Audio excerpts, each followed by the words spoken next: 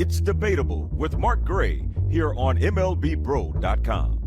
Welcome to Debatable, boys and girls, where we rock the mic on all things Black baseball related. Here with good friend, longtime fellow journalist and current filmmaker. He is Branson Wright. In a different time, he was chronicling the exploits of LeBron James. These days, he's making films and writing articles for the Undefeated on Eastern Kentucky's baseball program. Branson, thanks for joining us. I got to get right to it. They tell me that Black kids aren't playing baseball anymore. I look at University of Michigan. They go to the College World Series with 8 African-American players. You just chronicled the story of Eastern Kentucky, where there are 13 who comprise that roster.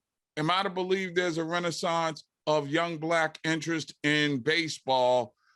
I think it's a renaissance of recruiting Black players. And I know the stories and the research we've done about Black kids not playing baseball.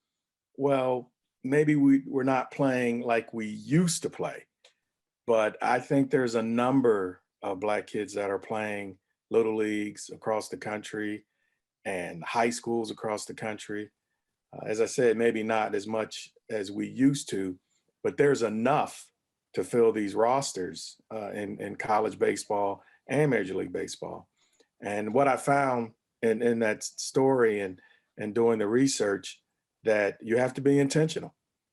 Major League Baseball, all the programs that they have, and the thousands of kids that they have in RBI, and I'll give you the example. The Edwin Thompson, who's now the head coach at Georgetown, another Thompson, who was at EKU, he goes to the RBI World Series in Cincinnati, and he's the only Division I coach there.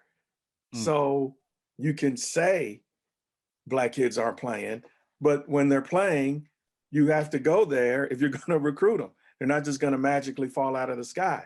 So, those are the things that I learned by interviewing Thompson and talking to those at Eastern Kentucky that are intentional in getting Black players on their rosters.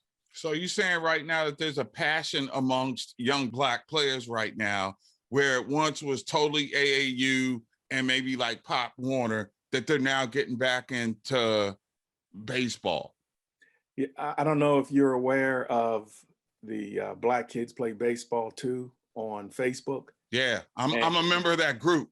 I mean, you see all of the families that are involved and all the kids. And when you see the Black kids are playing travel baseball. And in fact, one of the kids that I interviewed, kids like I'm old, I guess I am old. Well, you are, yeah. Embrace it. Yeah, I still have an AOL account. But one of the young men on Eastern Kentucky said these are the most white teammates that he's ever played with. And he said Little League was all Black, and the coaches, high school was all Black, travel was all Black. The kids are there. And I was encouraged in interviewing them and talking to those involved, especially Major League Baseball, that there's things being done where Black kids are playing and they're available for colleges or minor league teams if they're looking to draft them. Is baseball now a family affair? Deion Sanders said on this website that most of the reason that there aren't that many Black kids playing, or as many as it was back in the day, was that Black dads aren't in the homes. Are you noticing there's a demographic correlation to families being more supportive than just single parent homes? I think that has a lot to do with all sports. I know there was a study about the NBA that the majority of the NBA players come from 2-parent homes.